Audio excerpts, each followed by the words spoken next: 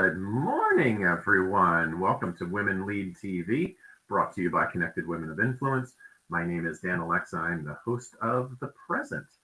Our show today is about overcoming the parts of ourselves that lead us to live small lives and how to live like a giant. And my special guest is Nick Smith, author of The Giants and the Smalls and creator of the 12 Journeys. Give you a little bit of background on Nick. Nicholas Townsend Smith is a mindset coach, speaker, and author who helps individuals reprogram unuseful thoughts, feelings, and behaviors to create their ideal lives. Despite being diagnosed with generalized anxiety disorder and complex PTSD in 2017, Nick created the 12 Journeys program, which proves that anyone can be successful regardless of their history by taking small steps toward a positive outcome and staying with it long enough to win. Nick, welcome. Good to see you. Yeah, thank you. That's a great introduction. Did I write that? I think you did. Yeah, that's perfect. It's perfect. So let's dive in. We're here with Connected Women of Influence, and really want to dive into your journey first that led to the creation of the book, The Giants and the Smalls, and the 12 Journeys. And then we'll tie that into how it can particularly help women. Yeah, absolutely. So my journey began back in 2009. And so the market had just crashed. My business failed. I was starting over. I was foreclosed on. I was bankrupt. I was getting food at a welfare center in Salt Lake City. I decided, what most people, smart people would do in that situation. I decided of all things that I would become a life coach and a speaker, right? That's what you do when you're down and out. And so I told people that I wanted to become a speaker and a trainer. And someone said, you need to meet this gentleman named Steve Hardison. Well, I didn't know anything about this man, but knew to watch for his call. Well, he called when I was in the parking lot of a welfare center in Salt Lake, and metaphorically put me on his shoulders, stood up, and showed me my potential. I have never forgotten it. In fact, he has a special place in my world. He's actually the giant in the book, The Giants and the Smalls, and that's who I used as a metaphor for living a giant life. The book was written after that, after listening to Who Moved My Cheese by Spencer Johnson. I thought I could write something like that. And in thinking of how I would write it or what I would write about, I thought about the big difference between people living giant lives and me feeling and living what I thought was a small and insignificant life. And these are the questions and coaching that I received around that. And I put them in this little metaphor that's easy to read, and it's good for adults and kids, but it helps us to remember that we all have a giant within us. We've just made ourselves small. Yeah. And I remember, that how we met about 3 years ago was through Mr. Hardison, because he was the first person to give me a copy of your book that I fell in love with that night when I read it and had to reach out and connect with you. We've had our journey together as well. Right, you've actually been through our program, so. Oh yeah, I love it. The 12 Journeys program is fantastic. Thank you.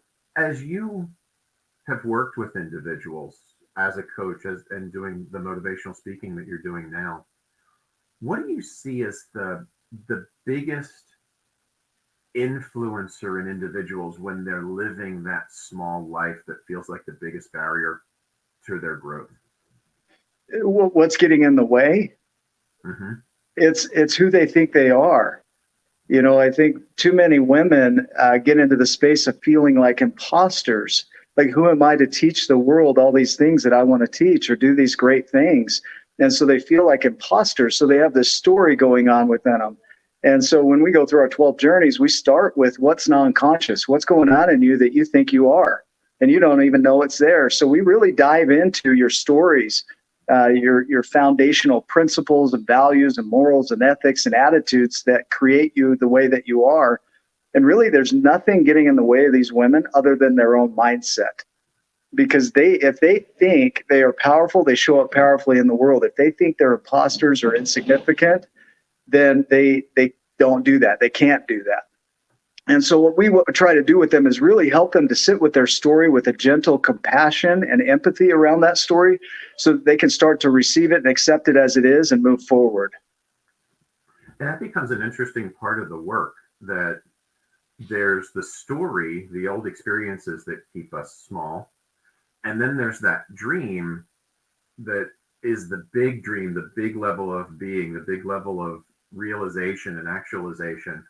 Right. And yet this little story can get in the way of all of it. And both are existing in the same place and time, really, helping someone to move to the giantness of their big dream.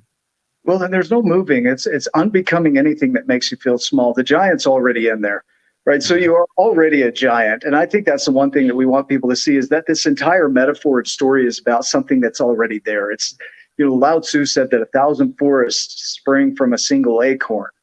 And for these women who are out there doing their business, they have so much talent, innate talent that's already in there, all these skills that they've already put in there. That acorn is ready to express. Their visions are ready to express. But what's constricting it is they're not allowing themselves to really be planted and to reach that darkness, get into the darkest part of themselves and really work through that so that they can be strengthened and grow. Does that make sense? It does. And if I may, I think it was your Facebook post yesterday around seeds.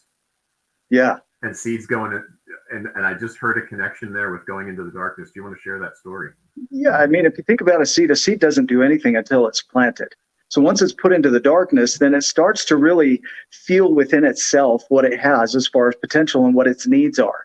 So it's really, oftentimes we don't really recognize our time for growth until we do get in the darkness. We start feeling sadness, depression, anxiety, all these heavy, heavy emotions. Our journey of grief talks about fully feeling these emotions. When you can do that, you can acknowledge where you are. You're in the darkness. You're feeling the feelings. Things are coming up. From that, we move to a space of acceptance and allowance. Like, the seed doesn't reject the dirt and jump out of it to grow. The seed embraces the dirt and starts reaching out to the abundance that already surrounds it to start to grow. So it starts branching out and pulling in nutrients that it needs to grow. And the darkness is our chance to grow. It's our chance to really reach beyond, reach out for help, reach out for support with others, reach out for tools. And when people can really get this framework, they can start to grow in ways they've never imagined. I think too many people want a good flashlight, but they keep putting bad batteries in it and saying that the flashlight doesn't work, right? They want to frost the dog poop, so to speak. But we like to clear out the stuff that's getting in the way. We really dive deep into your inner world. Who do you think you are? Who do you think you are that's creating your world the way you see it? Because your reality is an expression of who you think you are. And if we can heal that, we can heal what's going on out here. And if we could dive into that phrase, because the way you just expressed that phrase is so different than how most of us hear it from other people. And having been through your program, so many times, and maybe even particularly women in the workspace, as they're striving to go to that next level of leadership and be impactful in their role, might hear from others that, who do you think you are, in a diminishing way, versus the way it comes through in your program. Who do you think you are to be expansive and be the giant and discover that piece? Yeah, it's amazing, these contexts that we create. Suffering is a creation. Pain is something we go through. Suffering is optional. Byron Katie talks about that in her work. She says that people become victims of their lives and then they're suffering in paradise. Well, paradise doesn't change. The world doesn't change. We change within the world, and that expresses from us. So who do you think you are? A lot of people hear that and they think, oh, I think I'm an imposter. Like, who are you to do great things? Nelson Mandela's quote, Marianne Williamson's quote, right? Who are you to play small? It's your giantness that you're afraid of. It's really diving into, when you really recognize that you are powerful beyond anything you can imagine, there's no becoming that. There's only being that, and practicing into being who you truly are at your core. So we develop these parts of us to protect us, and then those parts served us at some point to get us through some difficult situation. But then when we moved out of that, they kept playing, and they get in the way of us really reaching our potential. And so really, it's not getting mad at those parts, it's putting them on our shoulders, standing up, showing them a better way, and updating them. And so that's where, when we go through our 12 Journeys program, we teach you to really love every facet of your life. Carl Rogers says that when people can truly accept their life just as it is, exactly as it is, then they can change. And how many people do you know that are just busy fighting their life exactly as it is? They're resistant to it, right? So when we go into who do you think you are, that's where we want to play. And that, I notice that in a lot of the work that I have with clients as well, that resistance, like it's so gap focused that I'm not where I want to be yet. And the energy goes into resisting where they are now rather than Right. embracing this moment with all the abundance of blessings that are there, just like the dirt metaphor, to then grow up to that higher space. Yeah. Well, we are swimming in abundance. I think people have this misconception about abundance. Wayne Dyer says it's not something you acquire, it's something you tune into. If you look at the first law of thermodynamics, it says that energy isn't created or destroyed, it's only transformed from one form to another. And abundance is energy. Abundance is surrounding us. Everything we need is already here. We have to transform it from what it is to what we have in mind. That shirt behind you, somebody had an imagination of that and transform materials that were already here into what you see today. Every one of us has a version of that, right? And you're speaking this right at 11:11. This is just amazing. Yeah. Amazing. Yeah. So really, like, getting into the space of acknowledging your life as it is and accepting your life as it is, Steve Chandler says that when people can get into accepting their life, gratitude expresses naturally, almost like wildflowers in the spring, right? Gratitude isn't something you have to go find or seek. It just expresses the moment you start to accept your life. And Eckhart Tolle calls it the foundation of all abundance, because when you start to see the positive out of the negative and the positive in your life, then you also start to see the abundance that's already surrounding you. So going back to Byron Katie's quote of your suffering in paradise, that's what moves you back into not suffering in paradise, right? To being a giant in paradise. If I could dial back just a couple of moments. Yep. You had mentioned that a very similar metaphor I heard to when you were working with Mr. Hardison of in getting our parts, those parts that are feeling smaller, to be on our shoulders to stand up and see higher the potential. So what I heard in that was we are both our own giants and our own smalls, and we can embrace our giantness to lift up the small parts of self. We are giants who have created small parts to protect us in this world. And these small parts, when they come to us and they say, I'm scared, I'm feeling insecure, I'm feeling like an imposter, you know what most of us do? We fight it. We resist it. We tell it to go away. I don't want you here. You don't belong here. We try and stop it. And if you can imagine my book, if I had written in there that the small travels all the way to the land of the giants, boosts up the amount of courage that he does have, and climbs that giant, gets to the shoulder, and the giant goes, what the hell are you doing here? Get out of here. I don't want you here. Right? That's what we do with our small parts.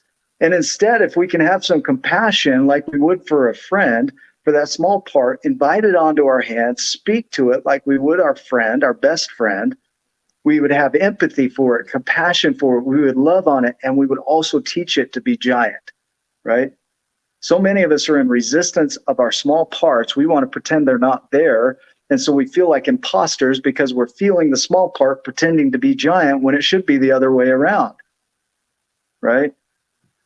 Feel the giant, recognize that you got small parts that are going to show up in the land of the giants. Put them on your shoulder, stand up. With that awareness coming forward now for our viewers, the women out there who are listening to this, who might be feeling a little bit of that, they've experienced the small parts, pretending to be big.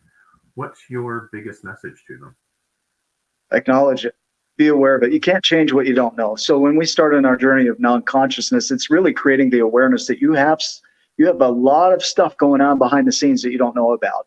Our brains are designed for automation. Alfred North Whitehead said that it's the number of operations we can perform without thinking by which we advance.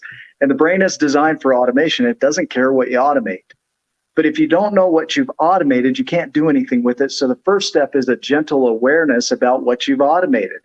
You know, I had somebody call me out yesterday on something that I do automatically. It's like, it was like Tommy Boy with a 2x4 to the face. It's like, are you sure it hurts right here, right?